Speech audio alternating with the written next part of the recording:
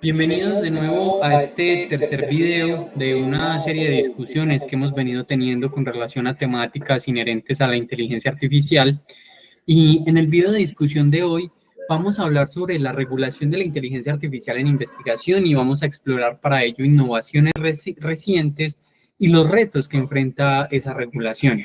Para ello vamos a analizar casos reales y debatiremos cuáles son las implicaciones a nivel social, a nivel científico, a nivel ético, porque como es sabido, dada la velocidad con la que avanza la inteligencia artificial, hacer esfuerzos para regularla se ha convertido en un desafío ya global.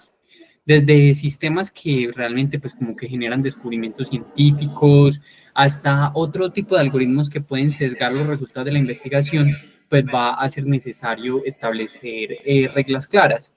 Para ello entonces vamos a estructurar nuestra discusión en tres asuntos clave alrededor de este asunto, que son el primero, un caso relacionado con Google. El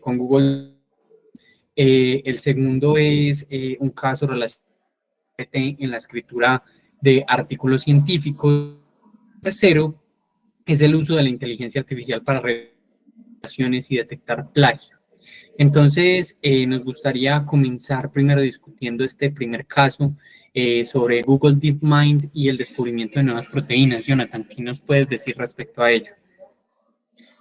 Bueno, comenzamos con el caso de Google y el descubrimiento de nuevas proteínas, que ha sido un hecho que ha generado como gran impacto y revolución, ¿cierto?, biológica, al predecir estructuras de proteínas con precisión.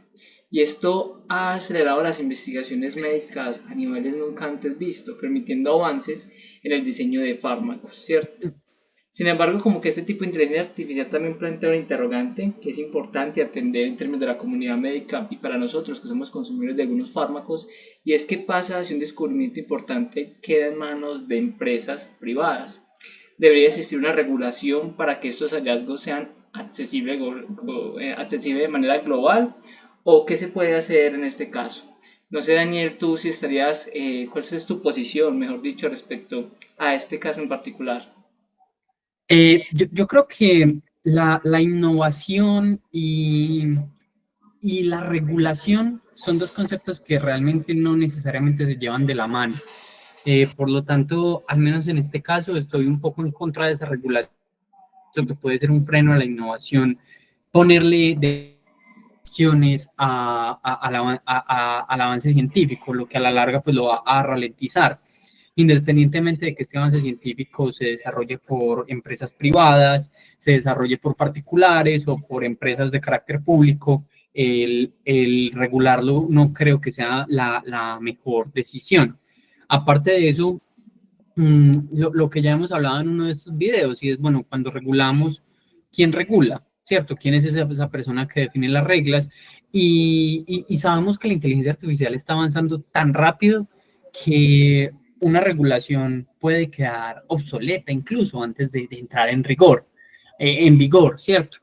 Y otro asunto que a mi juicio es fundamental es el asunto de la competencia, ¿cierto? La competencia en los sistemas económicos en los que nosotros nos movemos en los países occidentales y en general en la mayoría de economías del mundo son países donde el capitalismo es importantísimo y más que satanizarlo o decirle que funciona, eh, se ha producido mucha más riqueza de la que se, de la que se había producido en la historia.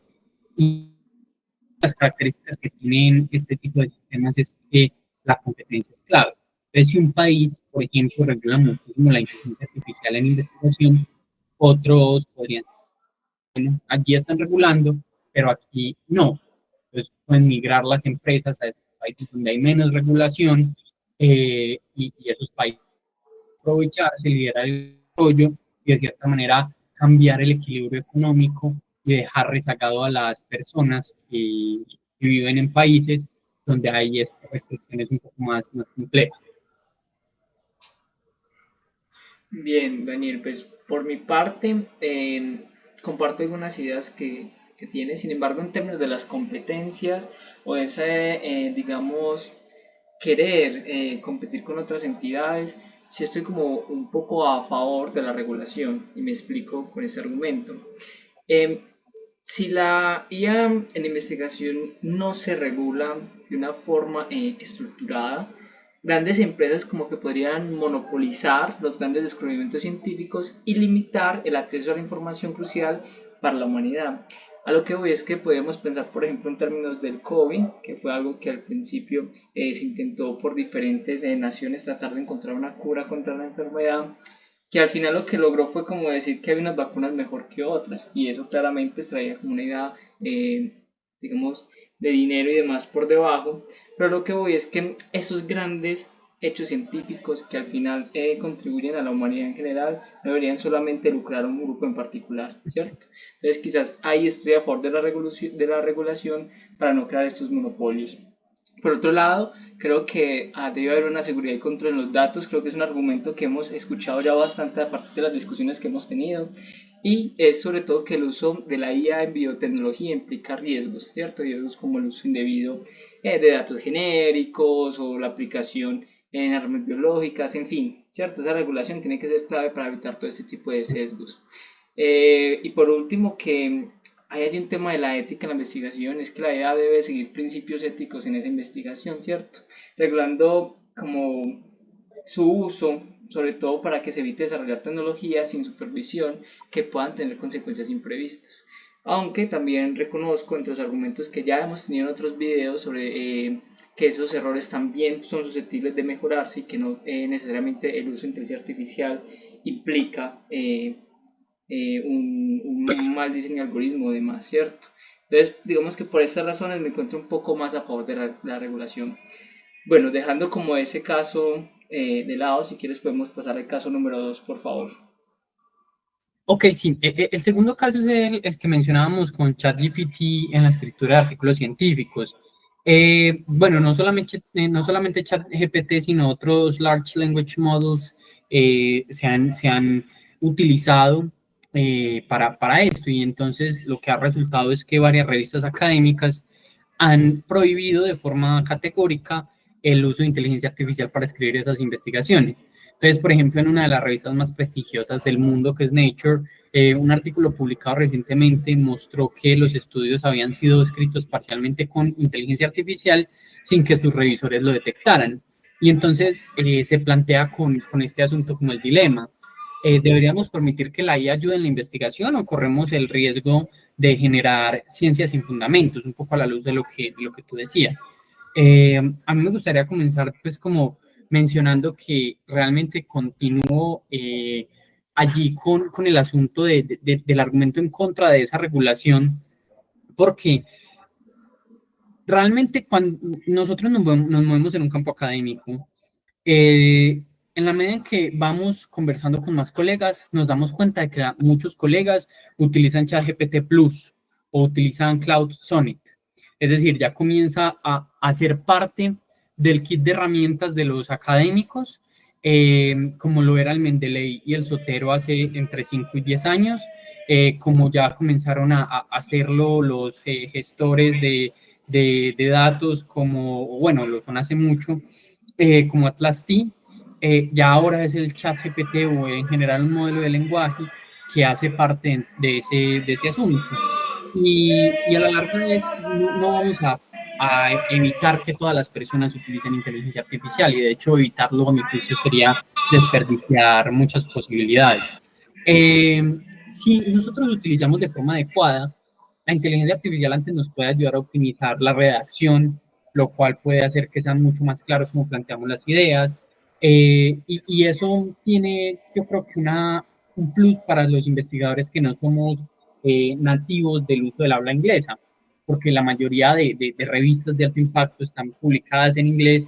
Muchos de nosotros como investigadores queremos publicar en ese tipo de revistas, y a veces uno de los comentarios más comunes cuando uno le comparten feedback los revisores es: le sugiero que este documento sea revisado por una tercera persona que hable de forma nativa el inglés. Entonces, yo creo que nos ayudaría mucho en ese sentido, pero también creo que nos ayudaría a automatizar muchas tareas repetitivas en la investigación. lo que puede liberar tiempo para los asuntos críticos y creativos. Y a la larga, es que es muy difícil fiscalizar esto, es difícil regular el uso de la inteligencia artificial en la escritura científica, porque estas herramientas ya están integradas en el proceso de investigación y edición a nivel de inteligencia artificial, y porque cada vez es más difícil detectar cuándo algo lo hizo IA o cuándo no. Muchas veces cuando metemos nuestros textos originales en un detector de IA, pues lo lee como si hubiese sido IA y uno queda como, no, realmente es un texto original. Entonces, es un asunto bien complejo por el cual creo que la regulación va a ser el camino.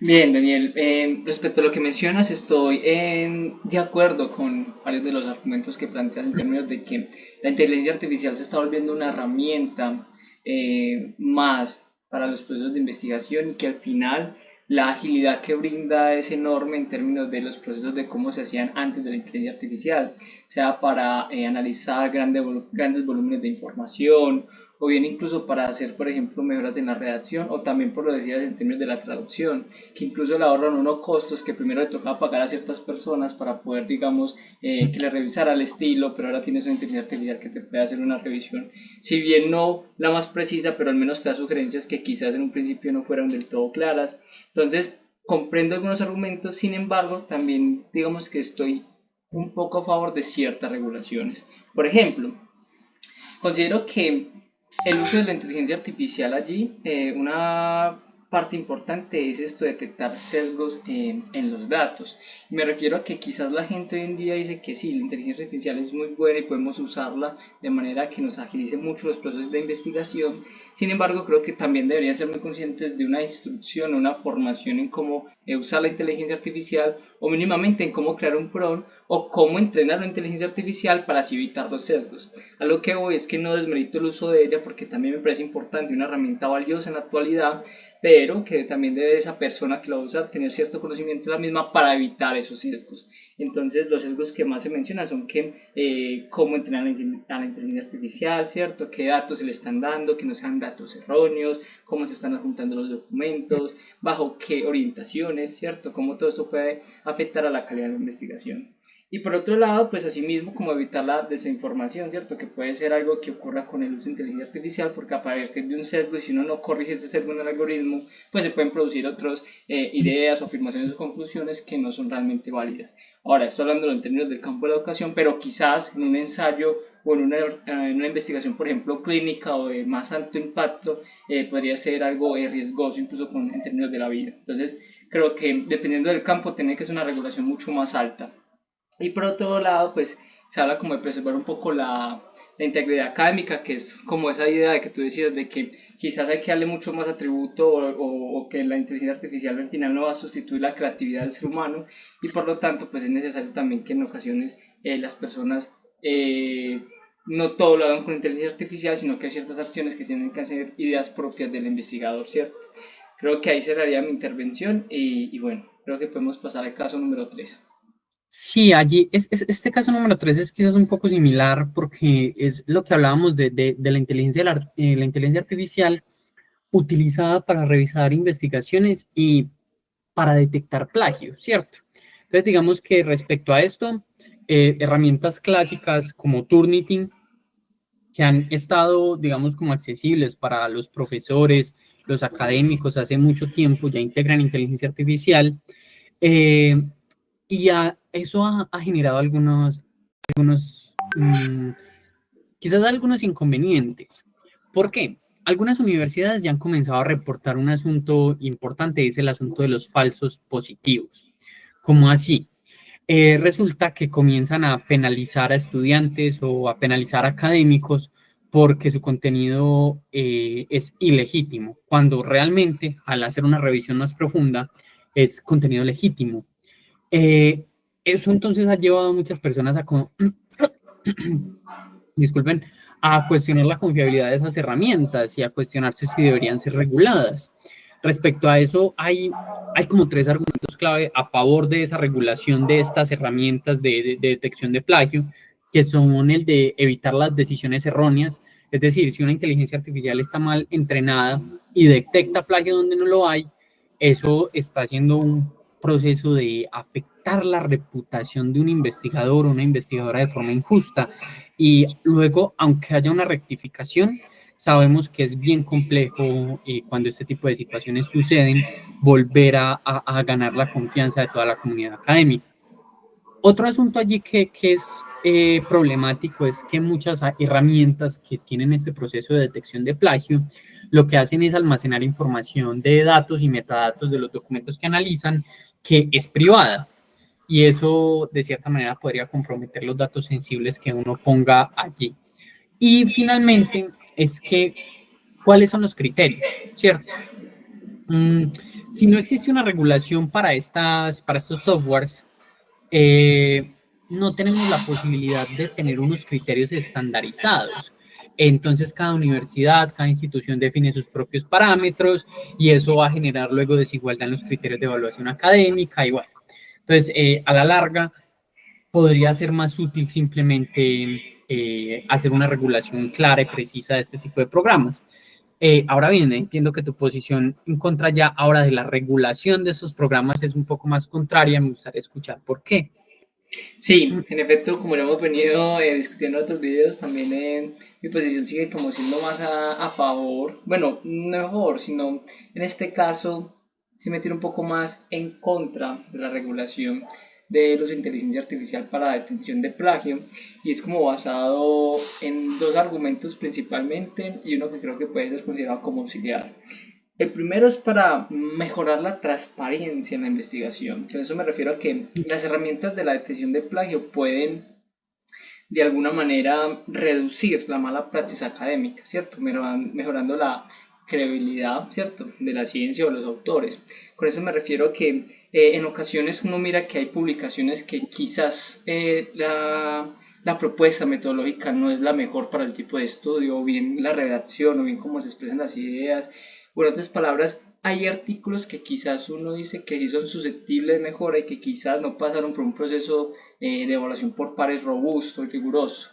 En ese sentido, considero que el uso de inteligencia artificial podría quizás también ayudar a hacer esa evaluación de pares y contribuir allí, ¿cierto? La automatización de proceso de revisión creo que también es importante porque al final ayuda como a las universidades para ahorrar tiempo. Eso se ve, por ejemplo, cuando uno envía sus tesis de ya sea pregrado, maestría y menos que también doctorado a una evaluación y se demoran 2 meses para dar respuesta. 2 meses que uno podría aprovechar también, ¿cierto? Tener una respuesta más oportuna a mejorar el contenido, a atender a las sugerencias y bueno, son 2 tiempos que quizás uno pueda quedar como muerto porque está esperando, ¿cierto?, una devolución del trabajo.